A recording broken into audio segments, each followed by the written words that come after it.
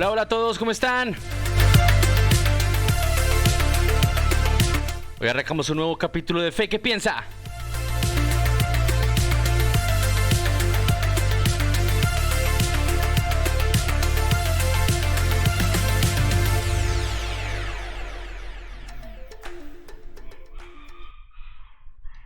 Así es, bienvenidos a un nuevo capítulo de Fe que Piensa.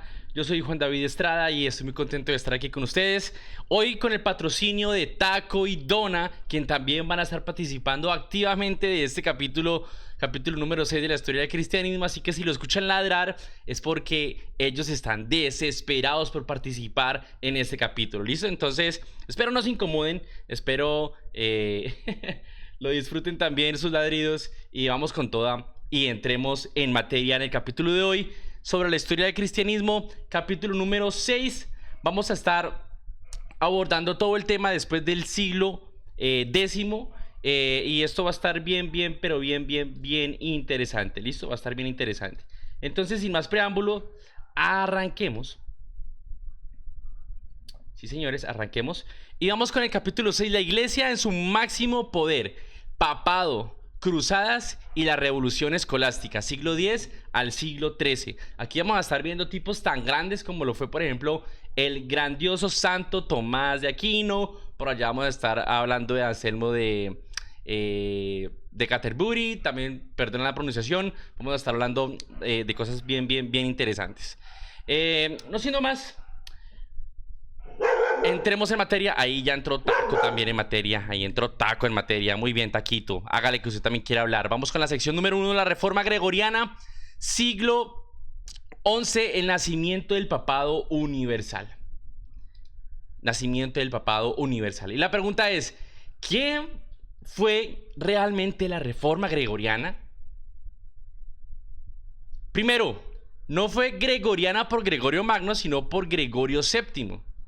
¿Sí? ¿Por qué? Porque muchos confunden esta reforma con el tema de Gregorio Magno del siglo VI, que ya hablamos anteriormente. Pero esta reforma se lleva gracias a Hildebrando. Hildebrando, que es uno de los papas más importantes en la historia, en especial del catolicismo romano, quien fue quien se propuso a transformar la iglesia en una institución totalmente centralizada y sujeta a él mismo, al Papa.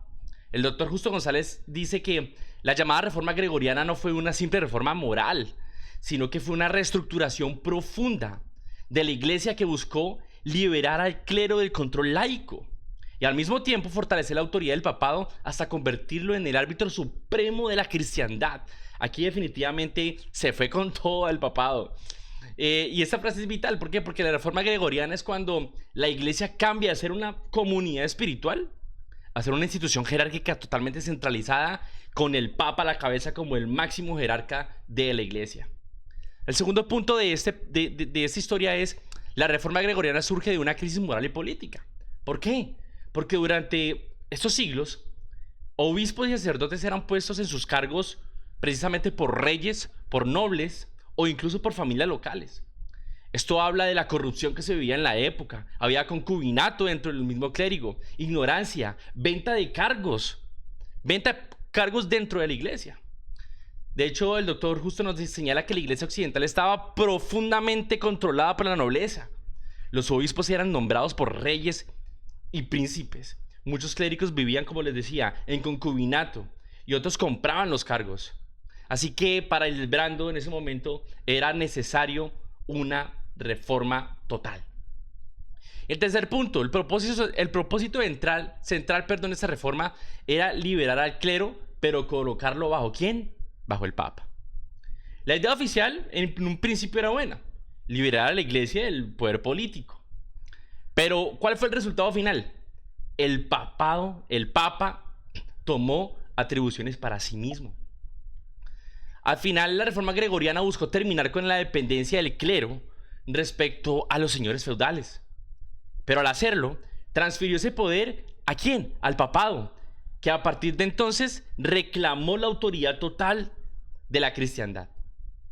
Así que sustituyó el poder terrenal por otro, que era el mismo, centralizado en Roma, bajo el Papa. Así que es importante mencionar que el papado universal no existió antes del siglo XI. La reforma gregoriana creó un sistema jerárquico sin fundamento bíblico realmente. Así que ni Jesús, ni Pedro, ni los primeros siglos contemplaron un papa con tal autoridad sobre los reyes, incluso como Hildebrando lo concibió. Así que eso fue más un manejo político que un manejo bíblico.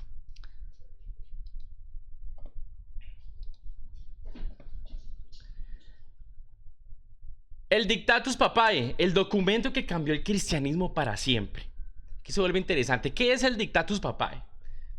En 1075, Gregorio VII redactó un documento, por supuesto privado. Esto no fue un concilio ni más ni menos, ni un mandato apostólico, ni una tradición antigua. Y este documento contenía 27 afirmaciones radicales sobre el poder del Papa. El Dictatus Papae fue una declaración sin precedentes en la historia de la Iglesia, muchachos. Afirmaba que el Papa tenía autoridad absoluta sobre la Iglesia, vean eso. Que podía poner obispos, quitar obispos, liberar súbditos de su obediencia, estar sobre reyes, y que a su juicio no podría ser revisado por nadie, que su juicio, perdón, no podía ser revisado por nadie. O sea, un Dios en la tierra, más o menos. Así que, ¿cuáles fueron sus afirmaciones? 1. Que el Papa puede deponer emperadores. 2. El Papa no puede ser juzgado por nadie. 3. Solo el Papa puede usar determinados títulos. 4. Toda la iglesia debe obedecer a Roma. Y 5. El Papa puede liberar a los súbditos de juramentos de reyes. A reyes, perdón. Así que esta idea no existía antes. Realmente eso fue una novedad. No está en la Biblia claramente. Y no lo enseñó ningún padre de la iglesia.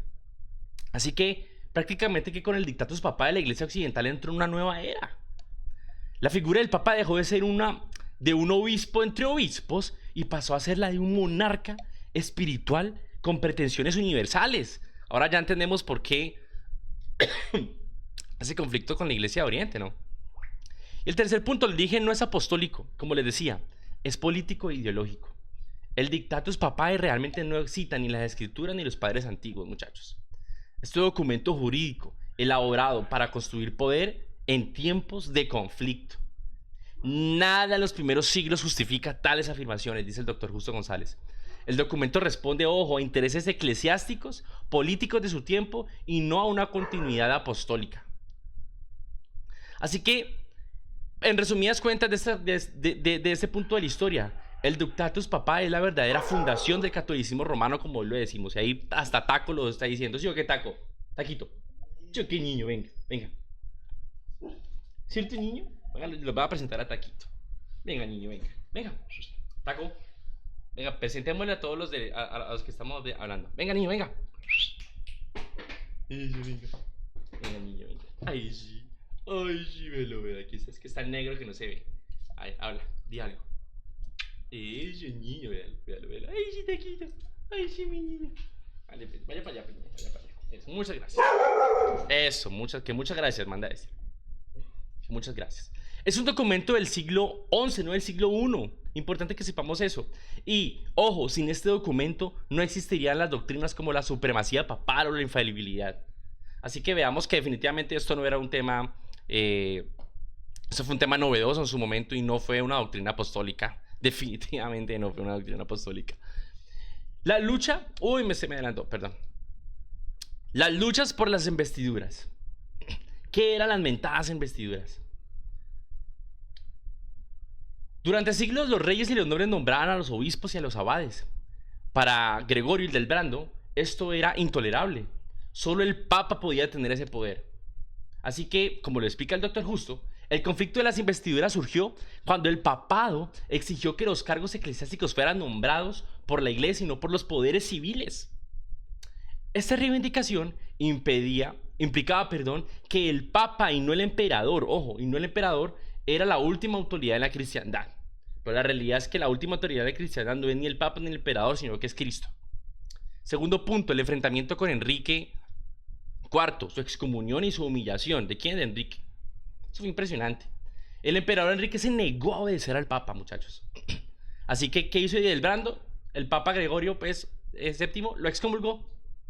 Los nobles alemanes se rebelaron contra el emperador porque el papa lo había quitado de su trono. Imagínense el poder que empezó a tener el papa. Aquí viene uno de los episodios más famosos de la Edad Media, ojo. La humillación de Canosa en 1077. ¿Qué pasó?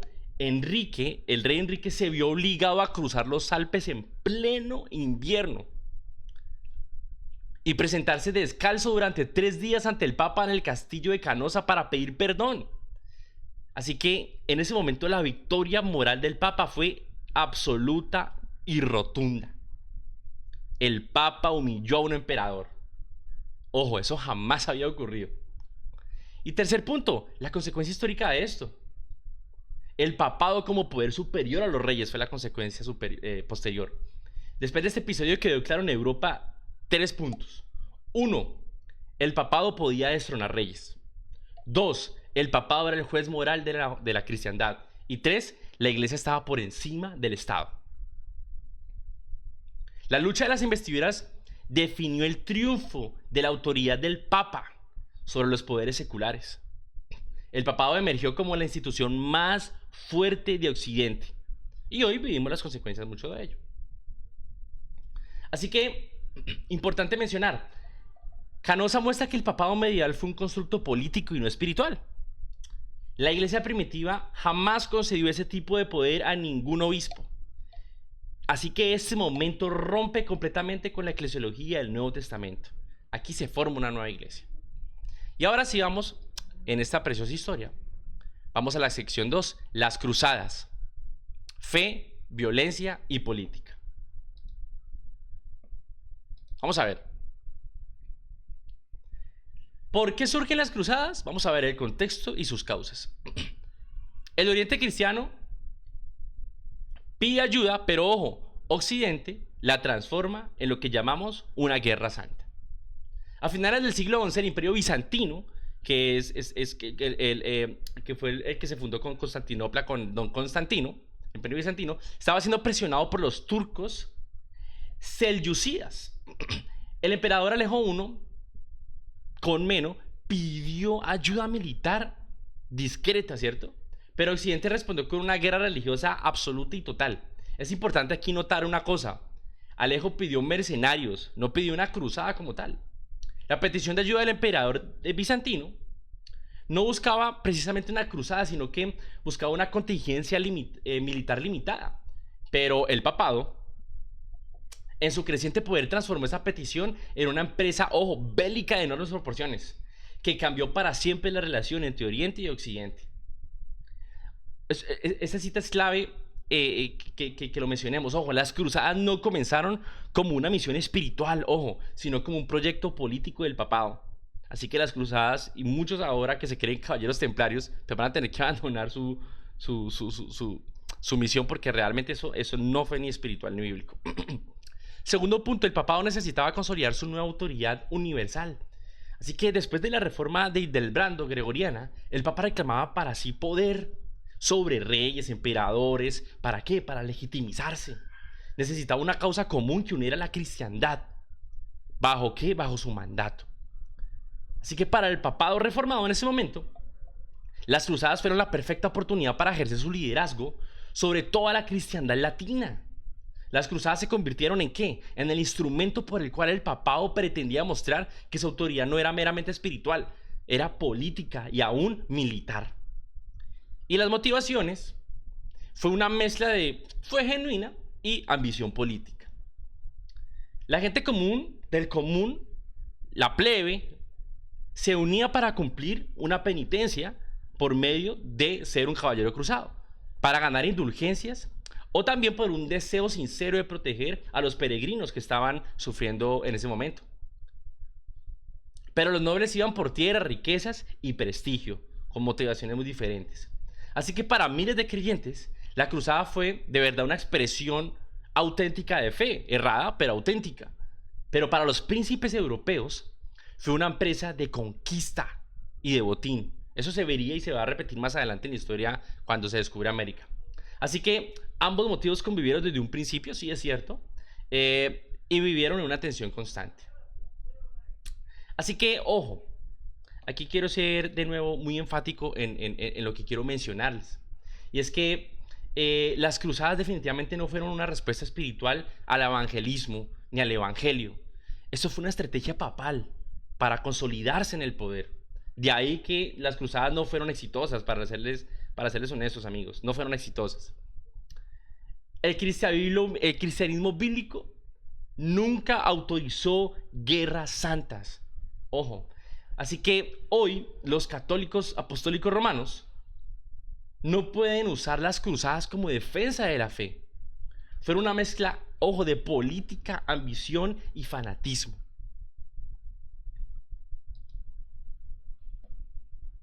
Siguiente. Urbano II y la primera cruzada. Primer punto. Urbano II, que es el papa en ese momento, se convierte una petición militar en una cruzada religiosa universal. En 1095, en el concilio de Clement, el Papa Urbano II pronunció un discurso que cambió la historia. ¿Por qué? Porque convocó a los cristianos a recuperar a Jerusalén para Dios, ¿cierto? En Clement, en el concilio, Urbano lanzó un lanzamiento que mezclaba la idea de peregrinación con la idea de una guerra santa. Ojo, véanlo, vean eso. Prometió perdón de todos los pecados a quienes se emprendieran el viaje armado hacia Jerusalén. ¡Rayos!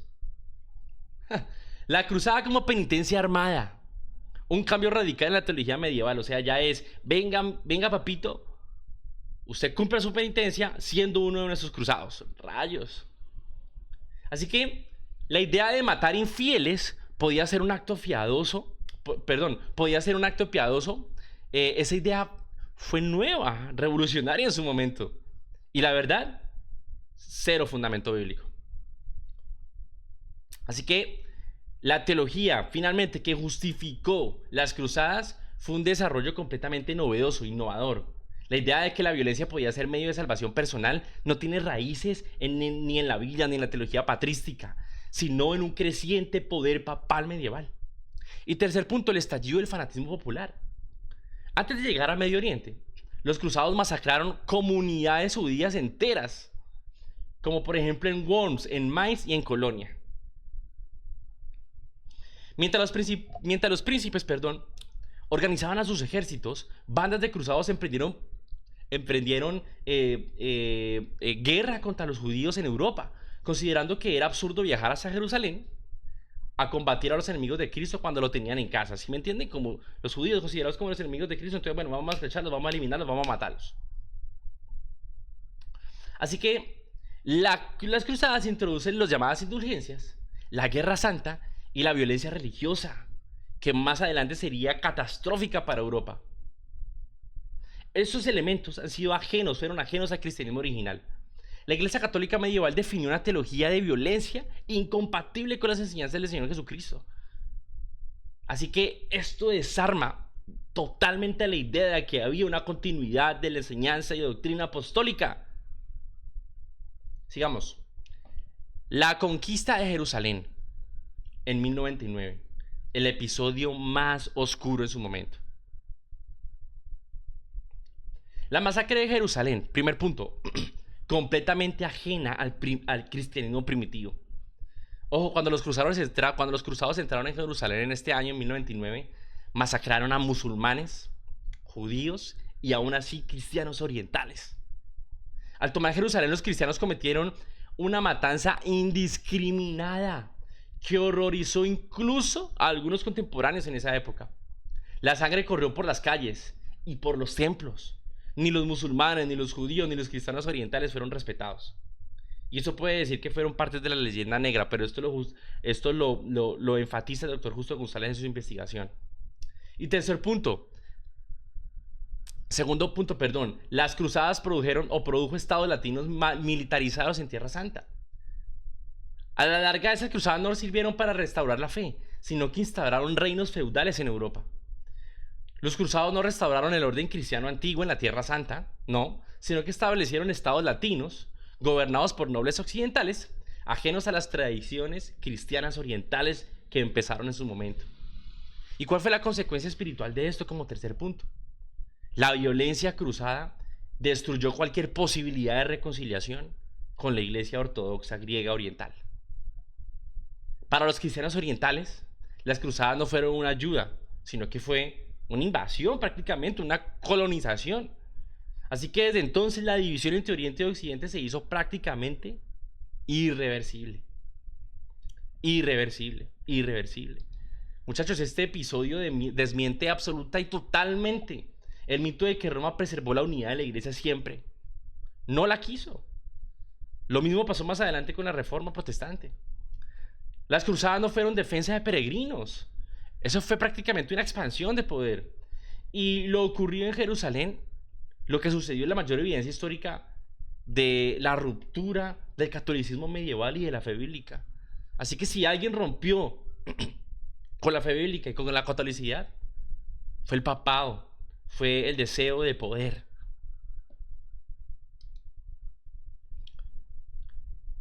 Vamos con las cruzadas posteriores. Ojo, fracasos, política y decadencia. La segunda y la tercera cruzada. ¿Qué revelaron? Incompetencia militar e incompetencia moral de los cruzados. A pesar de ese mito heroico, esas cruzadas fueron un desastre de manera estratégica. Yo creo que también fue como una justicia de Dios por eso. Las cruzadas posteriores mostraron la falta de unidad, la falta de disciplina y la falta de propósito de los señores feudales que las emprendieron. Cada cual simplemente buscaba su propio beneficio. La cuarta cruzada, que fue el punto más bajo, que fue el famoso llamado saqueo de Constantinopla en 1204, en vez de liberar a la Tierra Santa, los cruzados saquearon la capital otra vez cristiana del Oriente.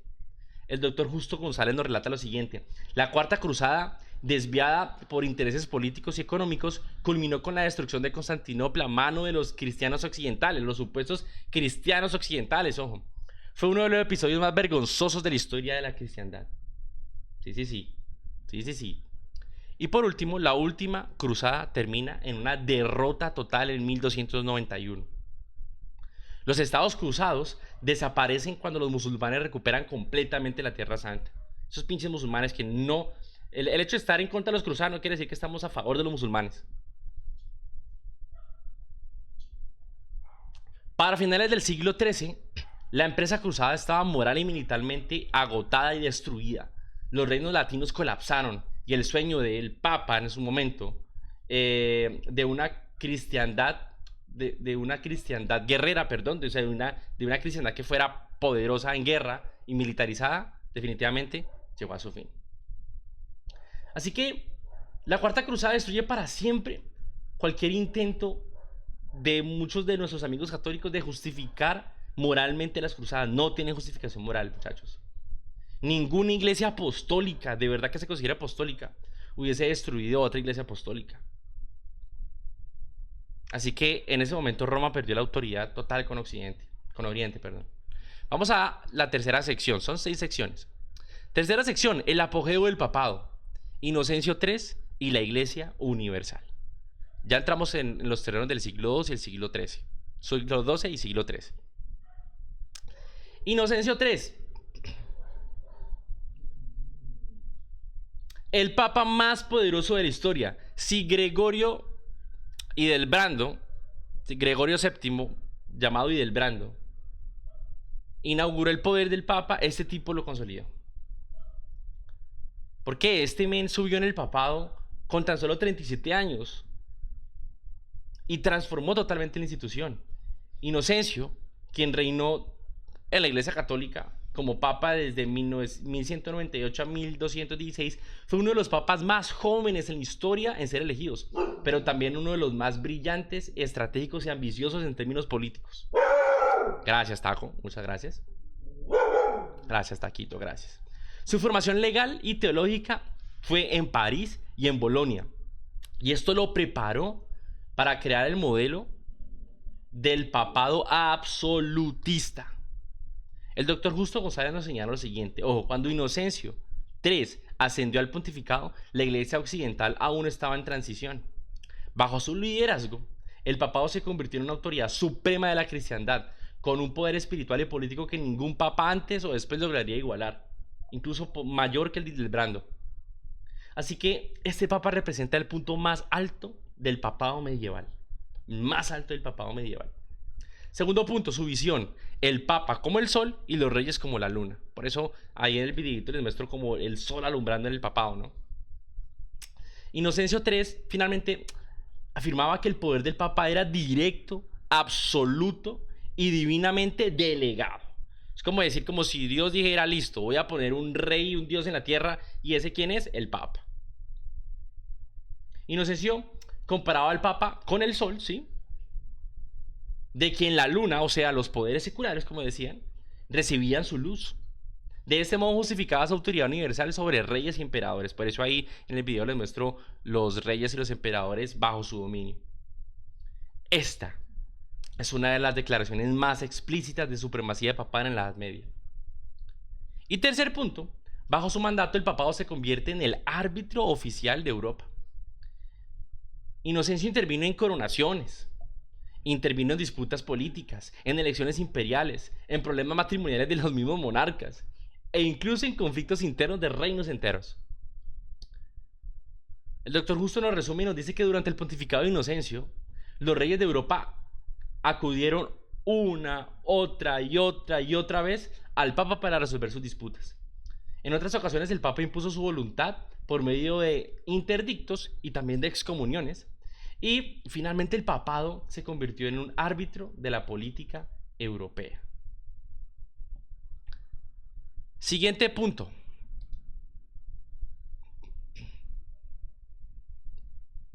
Un poquito lentico. Eso. Inocencio III, juez supremo de reyes y naciones. Inocencio III, juez supremo de reyes y naciones. Inglaterra sometía al Papa. Hubo un conflicto fuerte con Inglaterra. Inocencio entró pues en un conflicto con el rey Juan de Inglaterra por el nombramiento del arzobispo de Canterbury. Cuando el rey Juan se negó a obedecer, el Papa impuso un interdicto sobre toda Inglaterra en 1208. Ojo, no permitía misas, no permitía sacramentos, no permitía entierros cristianos.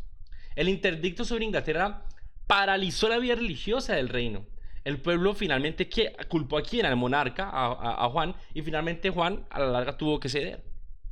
En un acto, ojo, sin precedentes, el rey entregó Inglaterra como feudo al Papa, convirtiéndose él mismo en un vasallo de Roma.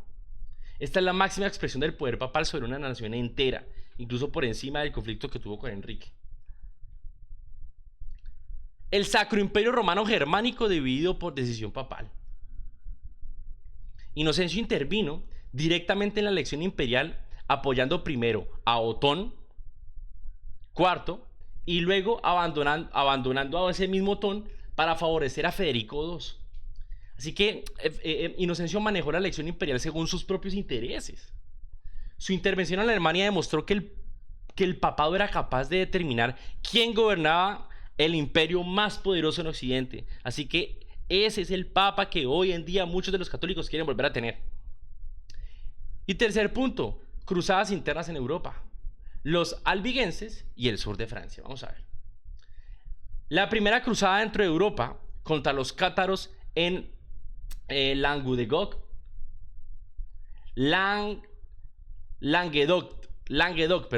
fue autorizada por el mismísimo Inocencio III. Finalmente, pues esto demuestra que el papado usó el lenguaje de guerra santa todo el tiempo para sus asuntos políticos, realmente, para asuntos políticos internos, guerra santa.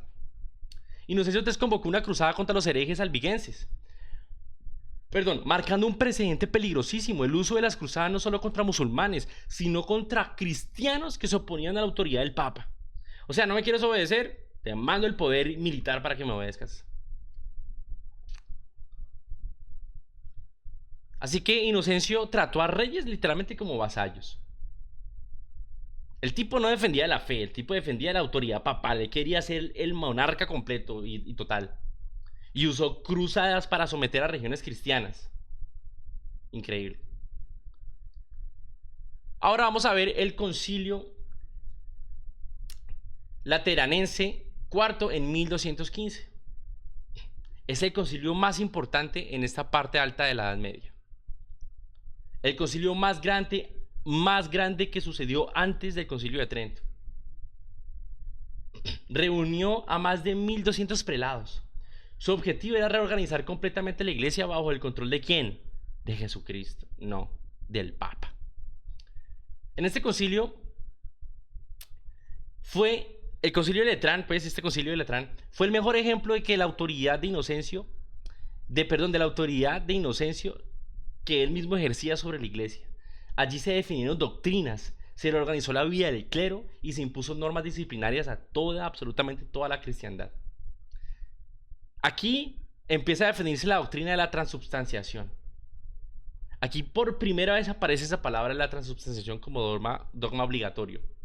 El concilio declaró que en la Eucaristía el pan y el vino se convierten en el cuerpo y la sangre de Cristo por transubstanciación. O sea, cambia la sustancia del pan y el vino y se convierte en el cuerpo y la sangre del Señor Jesucristo, cambiando absolutamente la sustancia, aunque conserva los accidentes. O sea, es como que vemos un pan y vemos el vino, pero realmente es Cristo transformado totalmente.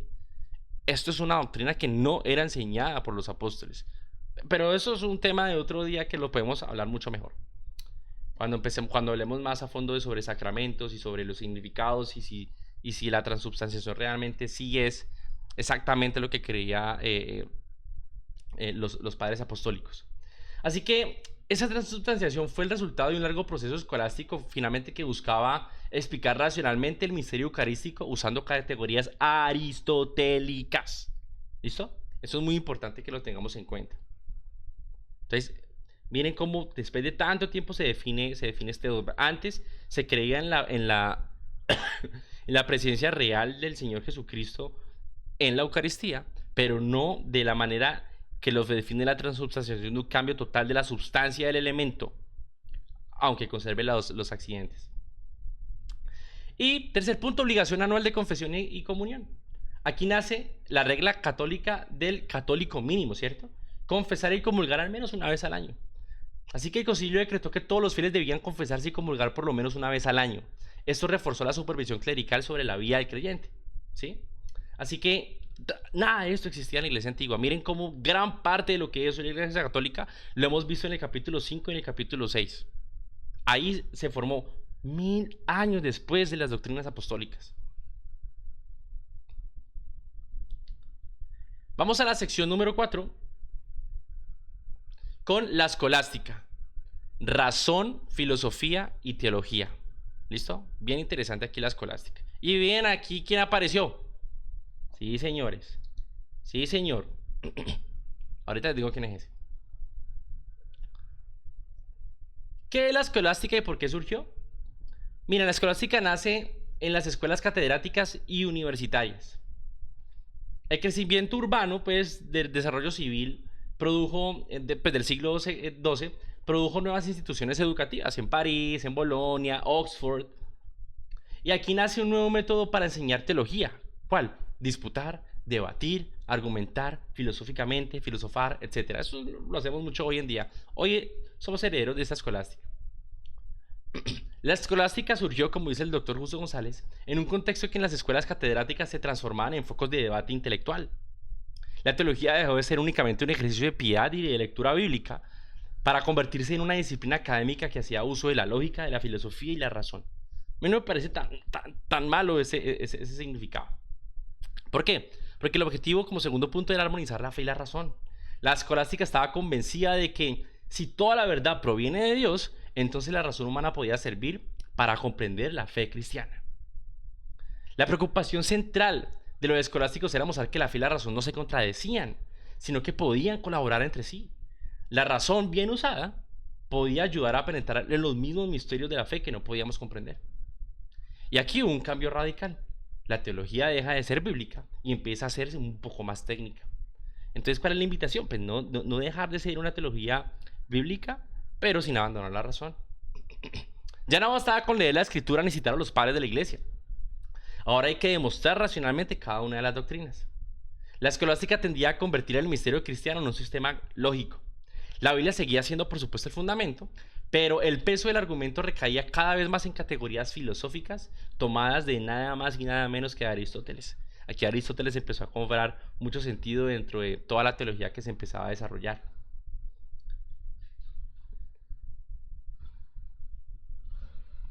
Aquí empezamos a hablar entonces del señor Anselmo. Uy. Anselmo de Canterbury.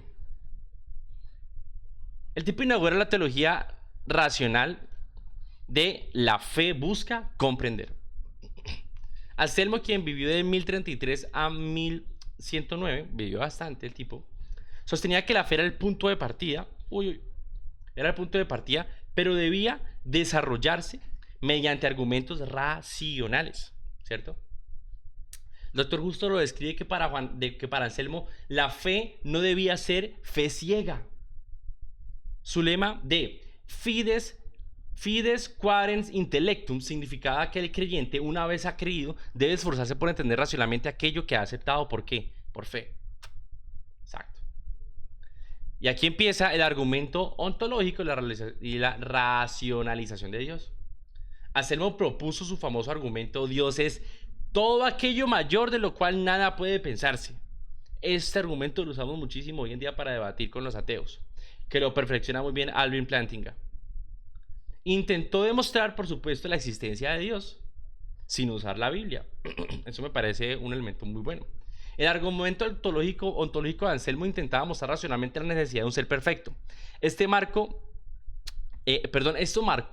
un giro decisivo, pues porque en la teología comenzó a buscar demostraciones filosóficas de su contenido.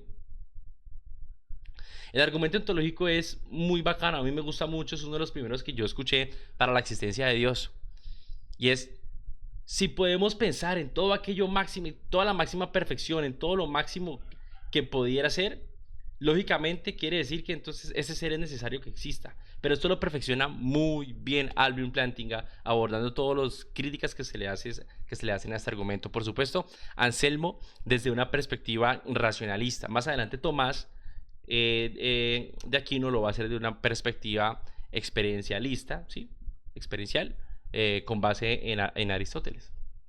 Y tercer punto, Anselmo define la expiación, la teoría de la satisfacción. Aquí entra el aporte más importante de Anselmo. Él definió la muerte de Cristo como satisfacción del honor divino, usando categorías feudales. ¿Por qué? Porque para Anselmo el pecado es una ofensa al honor de Dios que requiere satisfacción. Esta interpretación refleja estructuras feudales más que pensamiento bíblico, es cierto.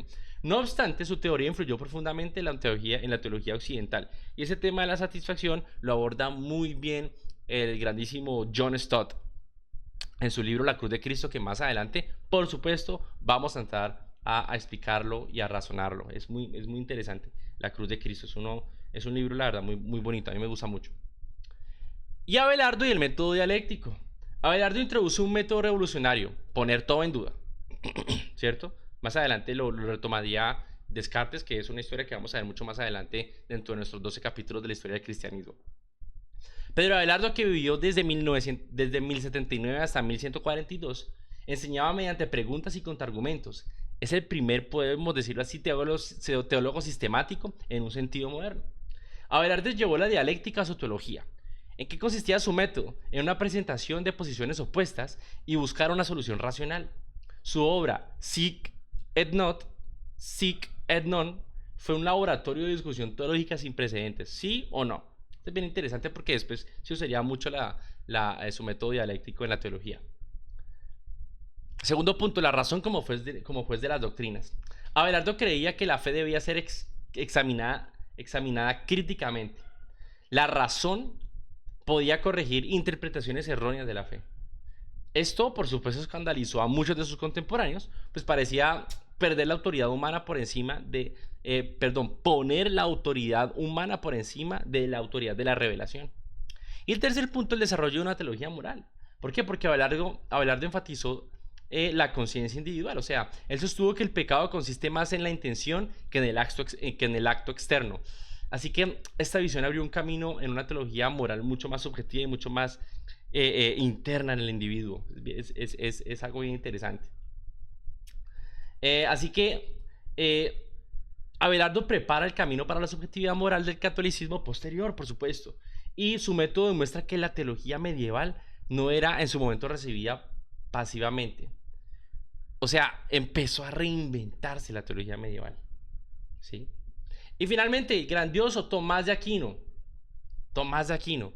Él fue el tipo que hizo una síntesis entre fe y Aristóteles. Aquí Tomás, sin ningún escrúpulo, introdujo totalmente a Aristóteles, y lo cual fue bastante revolucionario en su momento. ¿Por qué? Tomás de Aquino, que vivió de 1225 a 1274, estudió en la orden dominica, o sea, fue dominico, y buscó integrar la filosofía aristotélica con la fe cristiana. Normalmente la fe cristiana bebió mucho el platonismo, ahora Aquino quería beber del aristotelismo, ¿cierto? De Aristóteles. Como dice el doctor Justo, Tomás encontró en Aristóteles una herramienta para construir una teología sistemática. Su obra monumental, la Suma Teológica, que vale la pena leerlo, pretendía explicar toda la fe cristiana en términos racionales. Segundo punto, la teología sacramental aristotélica, adquiere una forma aristotélica, que es lo que veíamos en la transubstanciación. Por ejemplo, valga la redundancia, la transubstanciación, gracia, justicia, justificación católica, todo se formula en categorías de acto, potencia, sustancia y accidente. La doctrina de la Eucaristía, como ya lo hemos mencionado, fue reinterpretada mediante la distinción aristotélica entre sustancia y accidente, que es lo que les comentaba ahora.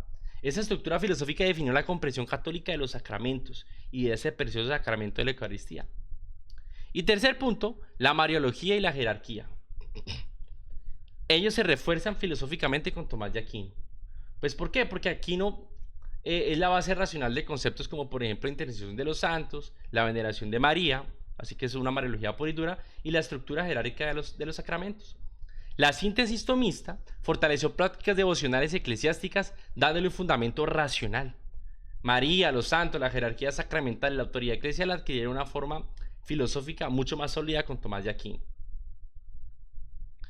No traté aquí esto, pero seguramente lo voy a tratar muchísimo más cuando empecemos a ver todos los argumentos a favor de la existencia de Dios en otros capítulos sobre fe razonable de William Lane Craig. Pero gracias a Tomás de Aquino tenemos las 5 vías de la existencia de Dios, las 5 vías de la existencia de Dios, lo cual es un argumento poderosísimo. El día de hoy muchos cristianos, como por ejemplo Rigoberto Hidalgo, mi amigo Aristóteles, lo usa para hacer toda su defensa del cristianismo, su defensa de Dios, las 5 vías de la existencia de Dios. Y esto lo hace con base en cómo desde la experiencia podemos argumentar que Dios realmente existe. Es bien interesante, es muy interesante esto. Pero no lo vamos a ver en este capítulo. Aquí vamos a ver mucho más acerca de la historia. ¿Sí? Sigamos. Sección 5, ya vamos a terminar. Este capítulo va a quedar más corto que los demás.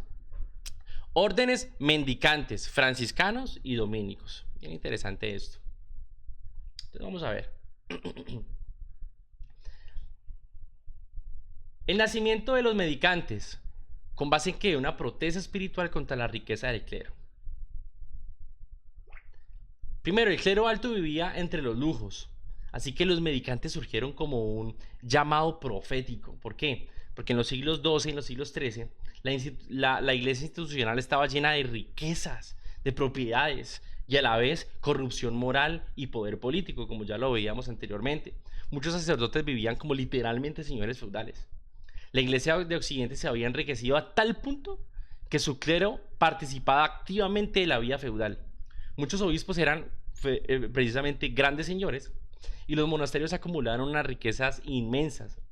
En ese contexto surgieron movimientos que clamaban por la pobreza evangélica y la simplicidad apostólica. A mí me parece que eso fue muy loable. ¿Por qué? Porque los mendicantes nacen como una protesta espiritual ante la corrupción de una institución. La pobreza evangélica era ya una corrección a siglos de acumulación clerical. Muchos cristianos sinceros querían volver al ideal de Cristo y de los apóstoles. ¿Cómo? Sin riquezas, sin propiedades, sin poder, sin influencia política. Estos movimientos de pobreza surgieron como una crítica directa a la acumulación de los bienes por parte de la iglesia en ese momento. Querían vivir literalmente el evangelio, literalmente vivirlo sin bolsas, sin alforja, dependiendo de la generosidad de los fieles, como lo enseñaban en la palabra del Señor. Esto confrontaba directamente el papado. ¿Por qué? Porque el papado vivía en palacios, controlaba tierras enteras, era el monarca de monarcas. Y tercer punto, a diferencia de los monjes benedictos, estos no vivían apartados, sino que vivían entre el pueblo, ¿cierto? Los mendicantes no se recluían, sino que vivían en las ciudades. Ellos predicaban, ayudaban a enfermos, educaban a los pobres. De ahí es que viene toda la filosofía del Papa Francisco, que ya pasó, en Bergoglio de Argentina. A diferencia de los monjes tradicionales en su momento, que se apartaban en su mundo, estaban por allá lejos y todo el tema, los mendicantes optaron por vivir en medio de su gente. Su misión no era el aislamiento, sino que su misión era la predicación, su misión era la enseñanza, su misión era el servicio. Estos tipos, por ejemplo, no son de los que se prestan para el tema de la colonización o cruzadas y demás. Así que realmente la iglesia medieval necesitó movimientos proféticos externos porque su estructura se había empezado a corromper, ¿cierto? La pobreza apostólica en ese momento no era la norma católica, sino que eran los lujos. Así que esta orden de mendicantes recuerda que la iglesia institucional realmente se apartó de Cristo. Se apartó de Cristo. Y por aquí llega el famosísimo San Francisco de Asís. Pobreza radical y reforma espiritual. Francisco renunció a las riquezas para abrazar una vida literalmente evangélica. Francisco de Asís, quien vivió de 1182 a 1226, nació rico, ojo, pero renunció a todo. Formó un movimiento cuyo centro era la imitación radical de Cristo. Francisco se despojó de toda riqueza y adoptó una vida de pobreza radical. Para él, imitar a Cristo implicaba no poseer absolutamente nada. Su movimiento atrajo literalmente a multitudes que anhelaban una espiritualidad simple y sincera en contraposición a todo lo que estaba viviendo la iglesia en ese momento. Su mensaje no fue teológico, sino que fue existencial: amar, servir y sufrir con Cristo. La realidad es que Francisco no fue un intelectual. Él no hizo ningún sistema, sino que él trató de predicar con su vida. Francisco predicaba más con su ejemplo que con sus palabras. Su mensaje era de pobreza y humildad, y que esto era lo que acercaba al alma a Cristo, a ese Cristo sufriente. Y tercer punto, Roma institucionaliza su movimiento, pero suaviza su radicalidad. El éxito de Francisco de Asís preocupó tanto a Roma que hizo, pues porque atraía a miles sin un control eclesial, como siempre.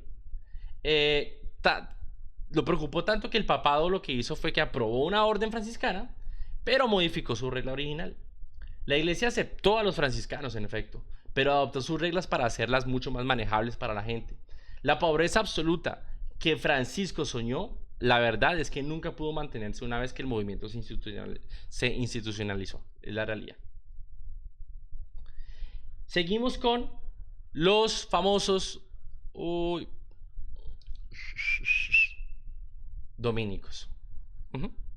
Domingo de Guzmán y los dominicos. Primer punto, Domingo combate la herejía. ¿Con qué? Con predicación humilde. Domingo fundó su orden para contrarrestar movimientos como los albigenses, pero no con espadas como antes, sino con predicación, estudio y con, por supuesto, pobreza. El doctor Justo González dice que Domingo comprendió que la herejía no podía combatirse solo con decretos. El clero necesitaba instrucciones sólidas y ejemplo de vida, y de ahí surgió la orden de los predicadores. Segundo punto, los dominicos se vuelven la orden intelectual más poderosa en la iglesia.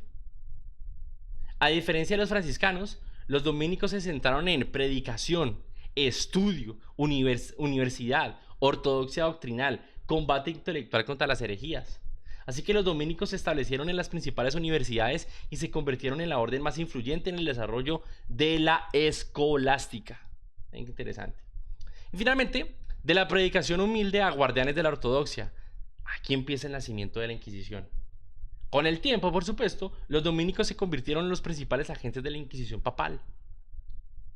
Fue principalmente a través de los dominicos que la Inquisición adquirió su carácter más sistemático. La orden dedicada originalmente a la predicación terminó siendo usada para reprimir disidencias. Lo que en un principio de pronto comenzó bien, lastimosamente terminó mal. Y el impacto espiritual y político de los mendicantes en la Edad Media. Para cerrar aquí este punto. Los mendicantes renovaron la fe del pueblo. Antes de los mendicantes, el clero estaba lejos, totalmente lejos de la gente. Los mendicantes predicaron en la lengua del pueblo, atendieron enfermos, enseñaron la Biblia, llevaron la vida cristiana a las calles, predicaban en la lengua del pueblo, como les decía ahora, y además de eso ofrecieron un ejemplo vivo del evangelio. Las órdenes mendicantes produjeron a teólogos muy influyentes. Por ejemplo, Tomás de Aquino, que era dominico, Buenaventura, que era franciscano, Eckhart, que era dominico. Las universidades medievales estuvieron dominadas por franciscanos y por los dominicos, que desarrollaron los sistemas teológicos más influyentes de la época. Y finalmente, su éxito generó a la larga tensiones internas y también tensiones con Roma. Los franciscanos espirituales querían mantener pobreza absoluta, pero Roma no se lo permitió.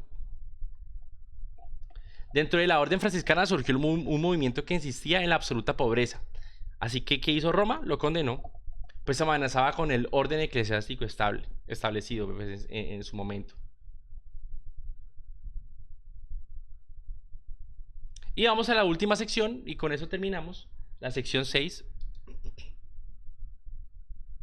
Los valdenses, Pedro Baldo y los movimientos disidentes del siglo XII y el siglo XIII. ¿Quién fue Pedro Baldo y por qué cambió la historia? Vamos a ver. Pedro Baldo era un laico rico que experimentó una conversión absoluta y totalmente radical. El tipo vivía en Lyon con un comerciante con bien acomodado, estaba bien económicamente. Una noche escuchó el sermón sobre el joven rico, ¿no? ¿Y qué pasó? Quedó profundamente conmovido y decidió imitar literalmente al Señor Jesucristo. Pedro Baldo, un laico rico de Lyon, quedó profundamente impresionado al escuchar el relato del Evangelio. Así que decidió vender todos sus bienes y distribuir el dinero entre los pobres para vivir conforme al Evangelio. Esta historia recuerda un poquito a San Francisco de Asís. Pero ojo, Baldo tomó un rumbo más radicalmente bíblico. Esta decisión, segundo punto, sacudió a Roma. ¿Por qué? Porque Baldo contrató clérigos para traducir los evangelios al romance, que era la lengua popular, la lengua vulgar pues de la región. Eso fue absoluto y totalmente revolucionario. Así que la Biblia antes de Wycliffe, del siglo XIV, ya estaba en lengua común por la obra de Baldo en el siglo XIII. Pedro Baldo mandó a traducir partes de la escritura al lenguaje de la gente común, claro, de modo que él y otros pudieran leerla y pudieran predicarla.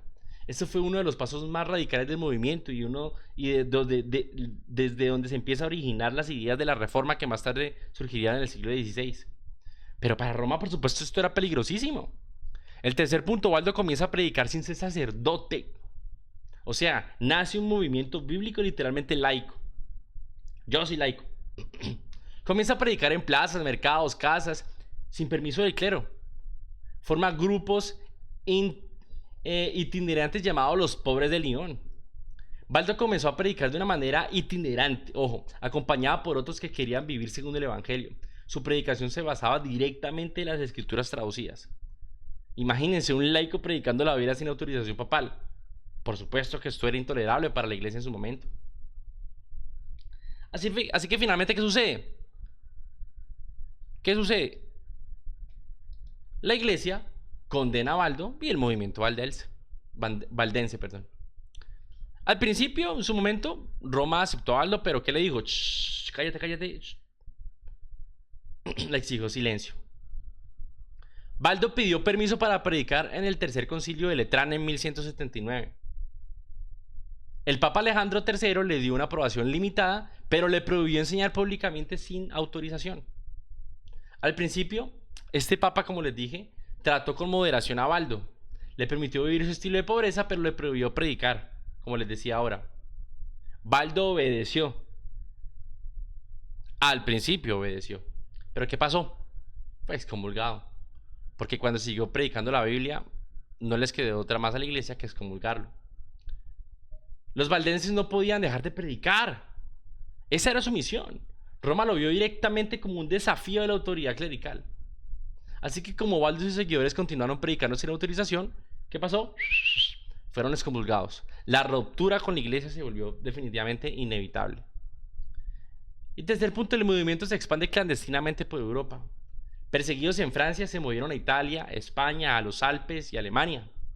A pesar de la excomunión, los valdenses se dispersaron por gran parte de Europa, llevando consigo su énfasis en la pobreza y en la predicación basada en las escrituras.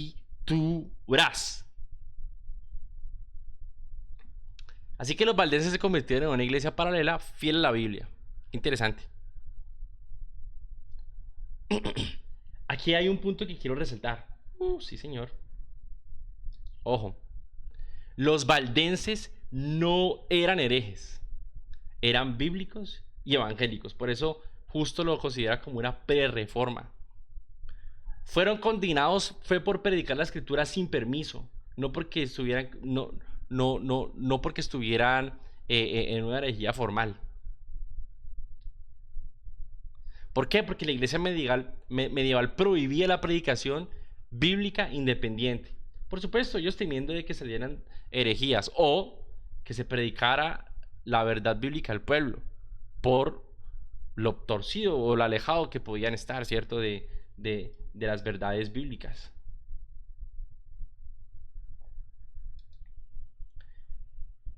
¿Qué creían los valdenses? Creían Biblia, Cristo y pobreza. Primer punto, la Biblia tiene autoridad máxima. Imagínense, aquí ya empieza un vestigio de la sola escritura mucho antes de Lutero. Los valdenses afirmaban que toda doctrina debía venir de la escritura, no de Roma. Muy bien. Ellos insistían en que la autoridad suprema era la Biblia. Eso los llevó a rechazar prácticas eclesiales que no hallaban apoyo en la escritura.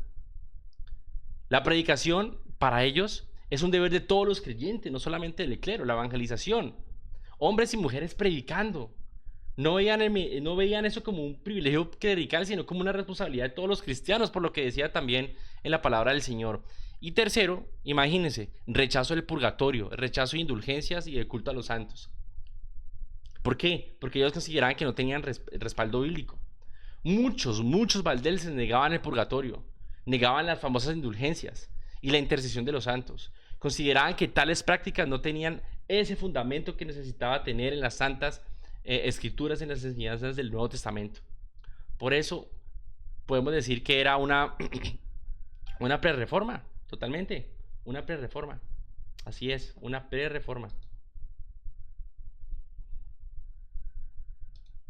Persecución y resistencia. La iglesia subterránea medieval. Aquí volvimos otra vez a los siglos anteriores, ¿no? Perseguidos como criminales religiosos. Increíble. Roma utilizó a los dominicos y la Inquisición ¿para qué? Para reprimirlos. La Inquisición persiguió a los valdenses con particular persistencia.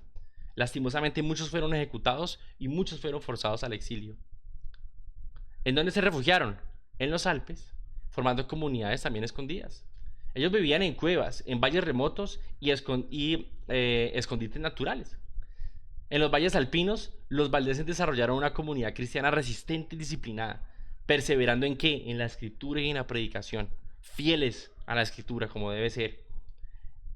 Este movimiento sobrevivió incluso hasta la reforma del siglo XVI. Wycliffe, Juan Hus, Lutero, todos vieron continuidad con ellos. Cuando la reforma protestante llegó, y eso lo vamos a hablar mucho más adelante, los valdenses hallaron afinidad inmediata con su énfasis en la Biblia, en la predicación y en la fe sencilla. Por eso no es que sea la reforma, sino las reformas. Porque es un movimiento surgido realmente para despertar la iglesia de lo que estaba sucediendo. Y finalmente, otros movimientos disidentes. Los cátaros, los humillados y los beguinas. ¿Quiénes fueron los cátaros? Los cátaros estaban en un dualismo herético, pero con síntomas de insatisfacción espiritual. Aunque ellos eran heréticos, en efecto, reflejan una Europa en crisis por una corrupción total del clero. Ellos atrajeron a seguidores porque la iglesia no ofrecía una espiritualidad satisfactoria. Su ascetismo extremo contrastaba totalmente con la riqueza clerical, como en su momento también lo hizo San Francisco y demás. Los humillados eran vida en trabajo, pobreza y una devoción laica. Era otro movimiento evangélico mucho más temprano. Los humillados practicaban un cristianismo austero centrado en la lectura de la escritura y en la vida comunitaria sencilla. Y los beguinas, comunidades femeninas bíblicas sin votos monásticos, eran mujeres que querían servir a Dios fuera del sistema monástico, ¿sí? Las beguinas formaron comunidades femeninas dedicadas a la oración, al servicio. Obviamente no eran monjas, sino laicas que buscaban vivir el evangelio sin estar como monjas, ¿sí? Y con eso terminamos el siglo XIII. Es muy interesante, muy interesante. Aquí, como resumen, nos marca un hito de lo que fue el poder papal tan impresionante, ¿sí? Un poder fuerte del papa. La definición de otras doctrinas como la transubstanciación, la mariología y varias cosas de las que cree el catolicismo romano hoy en día. Así que muchas de esas doctrinas que hoy tienen no son apostólicas realmente, sino que ha sido un desarrollo, que finalmente lo que creen hoy fue instaurado desde el siglo X en adelante, siglo X, XI y XII, ¿sí? No propiamente unas doctrinas apostólicas realmente. Y vemos en los valdenses indicios de lo que sería la Reforma Protestante, que siglos más adelante surgiría. Bueno, les agradezco mucho. Nos veremos en el próximo capítulo 7, donde seguiremos hablando los siglos anteriores a la Reforma, y después ya nos meteremos durísimo con la Reforma y todo lo que sucedería después de la Reforma Protestante. Recuerden, yo soy Juan David Estrada Marín, muy contento de estar con ustedes aquí en Fe que Piensa, y nos veremos en otro capítulo. Nos vemos.